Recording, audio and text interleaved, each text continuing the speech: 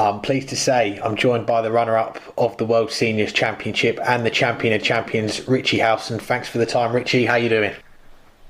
Yeah, I'm very well, thanks, Alex. Thanks for having me on.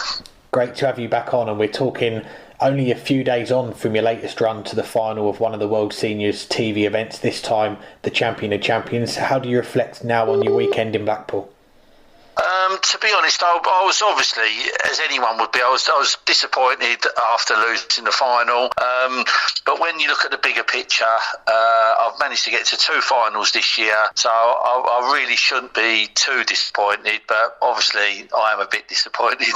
No, it's understandable. We'll come back to Blackpool, but let's circle back because, as I was saying off air, we last had you on our show just after you won one of the qualifiers to get into the first World Seniors Championship, and a lot has happened for you in the 15-16 months since then. Did you think back then this would be the start of something special for you? Yeah, I mean, to be honest, it's been a great ride over the last 15-16 months or so.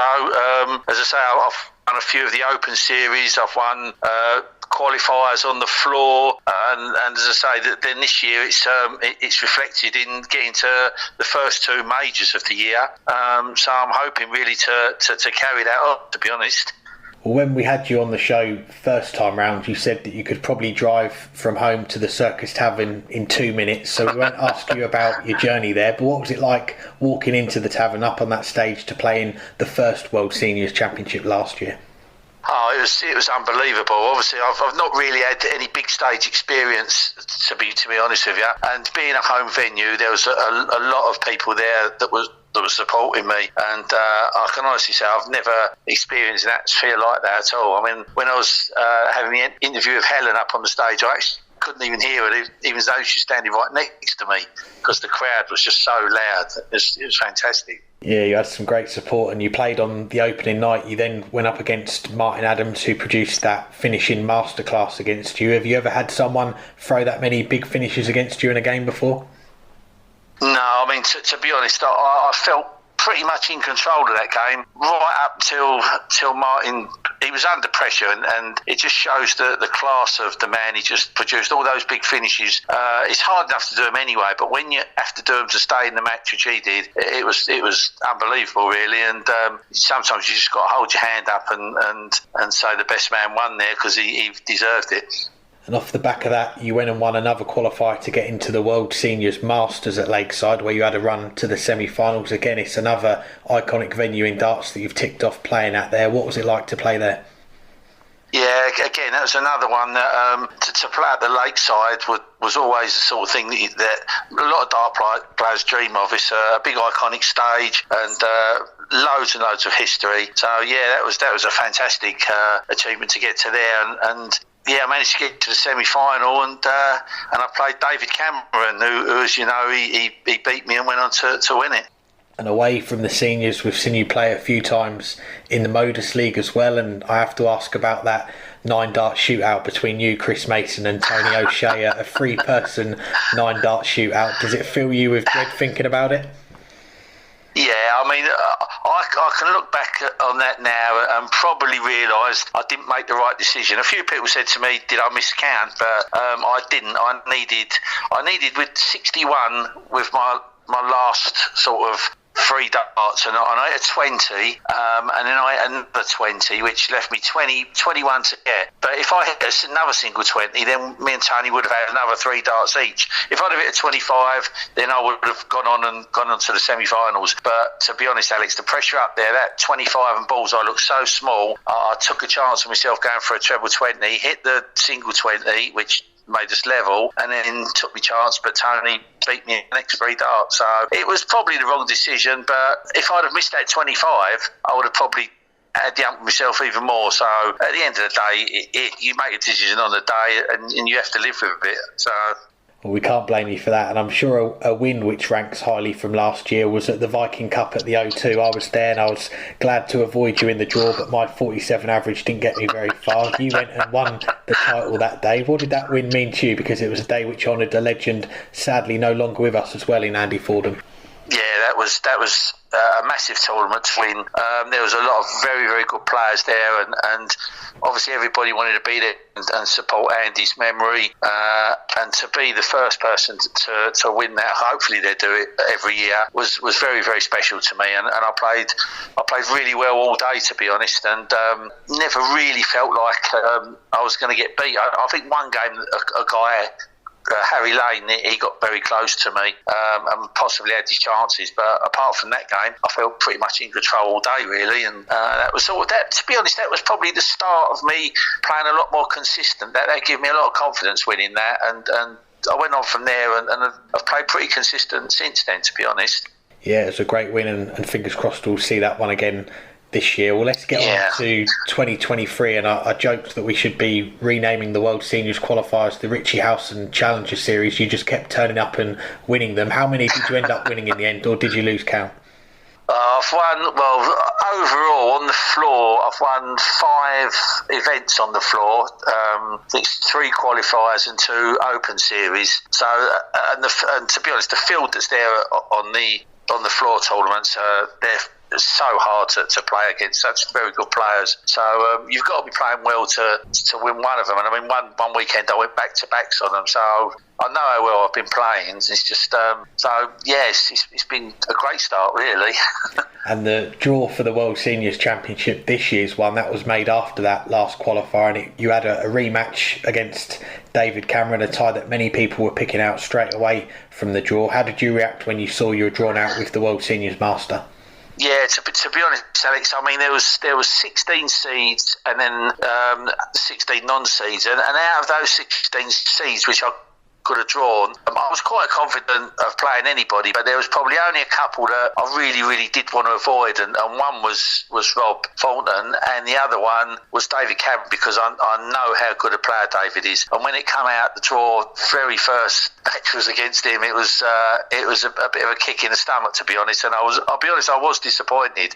But at the end of the day, when you get a tough first round like that and you come through it, I think it sort of sets you up for the rest of the tournament, because you feel very confident. Yeah, that's a fair point. You get past David Cameron in a last set, and I was there for the first couple of days of the event. I could see the support that you had from the crowd, being a local favourite. What does having that support mean to you when you're up on that stage? Oh, it's enormous. I mean, apart from it giving me a lot of confidence and having them behind me, it probably puts a bit of pressure on your opponent as well, because obviously they know that everybody's supporting, or the majority of people are supporting you. And although saying that, I mean, it's great having them, but that does come with its own pressures as well, because everybody's supporting you. That you want to do well for them as well as yourself, and you feel like you should be selfish and not worry, but you're only human, and you obviously you want your friends and family to share your success, and you're only going to do that by winning. So it does put extra pressure on you, I believe. And I mentioned you had a lot of support, a lot of people asking for autographs, photos. I doubt many would have asked you to sign a LP metal detecting product catalogue like I did on that Friday night. Did you get any stranger requests than that one? No, not really. That was, but even down to that, that is just such an honour to be able to have all those people wanting to have their photo done with you and your autograph, and you've got to do. It's not a chore. They deserve to have you able to do that for them, if you see what I mean. It's an honour to be able to do it, really. So. Good times. Well, LP Metal Detecting, we should mention they're one of your sponsors now as well, which is it's good to see. But looking back at that week in the tavern, one of the standout moments has got to be that win against Phil Taylor in the quarterfinals, and you called it the Owl against the Goat beforehand. So how special was it to play Phil and beat him on that stage? Yeah, I mean, I was when I did do my short time on the PDC Pro Tour, Phil was still playing, and I never, in the 2 years I played, I never got to draw him in any of the tournaments at all, and obviously then I lost my card and never got it back, and Phil then retired, so I actually thought it'd never be a day when I was able to play Phil, and to get that draw, or to get myself through to that draw, was fantastic to play Phil, and being up on the Circus Tavern stage where he's just won so many matches, it sort of made it a bit special. Yeah, I was really, really happy to come through that. Even though it's a bit strange beating Phil, because we all know that Phil isn't playing like he did 5 to 10 years ago. Otherwise, he would have seen me off the ball in no time at all. But it's still special to be able to play him and get the win. Definitely is, and the run ends in the final to Robert Thornton, who defended his title. And from watching on TV, you were pretty down on yourself straight after. You weren't happy with how you'd played, but when the dust had settled, how did you reflect on that run to the final? Yeah, it's very strange, because when you're up on that stage, you look at it's how you feel, and I really felt like I didn't play well, and I was pretty disappointed after the game. But I tend to look back at my games. I tend to watch them again afterwards. After, as you say, after dust.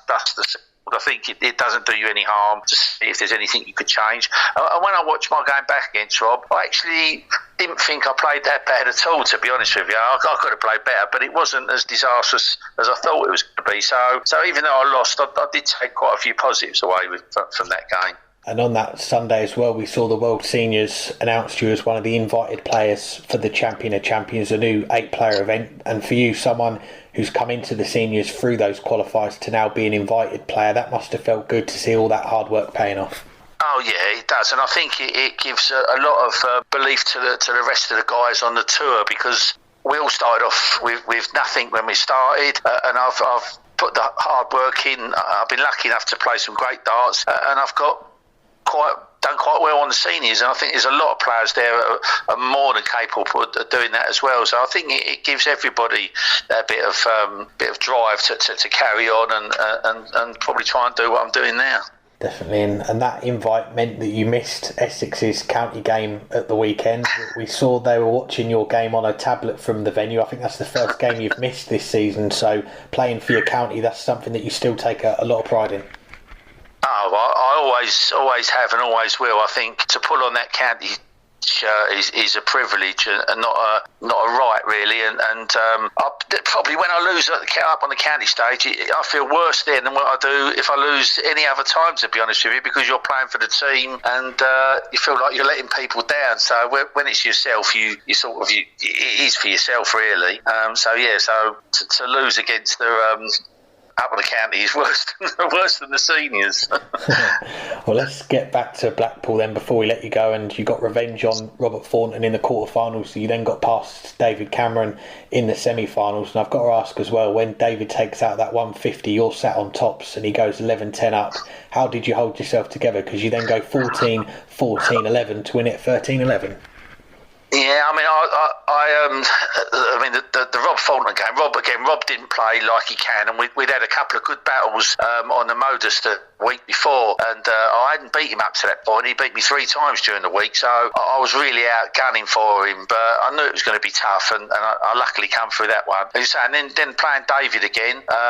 So I know how good David is, and it was a nip and tuck battle all the way through. But it wasn't up until when I come back from the second break that I really sort of needed to get my head down and focus for it. And I felt like I was in control. And then that 150 that David took out, it was a real choker. And then you just got to try and get your head down and carry on. And as I say, it was a great finish to the match. And I think I hit quite a few 180s towards the end of the match, and it kept me in it at the right time. I probably should have had an 11 dart leg the last leg, but I was so nervous. I threw the first one off the board, and then I went 9 double 16. So it all finished good in the end. Well, Leonard Gates in the final, he came out on top in that one 13-10, but straight after you said on stage, I am going to win one of these. You've made 2 finals out of 2 so far this year. Do you feel like that first title, it's not far away now? Yeah, I mean, I think if I can get myself in that position again, it's got to come sooner or later. The hard bit is getting back there again, because it's easy to say, oh yeah, I'm going to win another one, but just to get to the finals are so tough. So that's going to be the hard bit. The hard work is going to be getting through to the final and putting it again. But like it was the same with Leonard's game. I mean, Leonard went off like a steam train against me, and I was 6-1 down in no time. But when I actually watched that game back a few days after, I missed darts in the first 4 legs. So theoretically, I could have been 4-0 up. So it wasn't as bad again as I thought it was. But he played really, really well, and he was a deserved champion, to be honest with you. Well, we've got 2 more senior events to come on TV this year, the Masters and the Match Play. Do you know yet if you're going to be involved in those 2 as well? Not at the moment. There's a very good chance I could be in the Masters as I'm leading the money list. Well, I'm second behind Robert Thornton, who's already been invited to the Masters. So I'm pretty sure that if I can't get caught by then, so hopefully I should be at Yeovil for the Masters and be able to give it another crack. But as for the match play, that we won't know until probably a little bit later on in the year. Well, fingers crossed you'll be in both of those. And away from the seniors, what else have you got your eye on now, darts-wise, for the rest of the year? It's probably the rest of the year. We've got 3 more county games to play. We're third in the Premier Division overall, and our men's A side are top of the Premier. So we're really looking to try and win that men's A side, which I don't think Essex have done since about 2000 when we had the likes of Kev Painter and Mardle and Lloydie and that. So that's a big thing we're looking forward to do. And then obviously, hopefully, I'll be invited back to the Modus a few times and just see how well I can do on that, really. And just lastly, we know away from the darts, you're a West Ham fan. They're in a bit of trouble at the moment in a relegation battle in the Premier League. How do you see the rest of their season playing out? Yeah, that's really tough. I think the next game we've got Southampton and then we've got Newcastle, so they're 2 really crucial games. And I must admit, I do, as much as I'm an avid fan since I was a kid and I love them with all my heart, I do fear for them at the moment, and just got to keep our fingers crossed that we can get a couple of results and then get ourselves so we ain't going down. Fingers crossed for that. And Richie, congratulations on all you've achieved in the last 12 months, getting to those 2 finals, and we wish you all the best for what else is to come in 2023 as well. Thanks very much indeed, Alex. It's been a pleasure to have been on.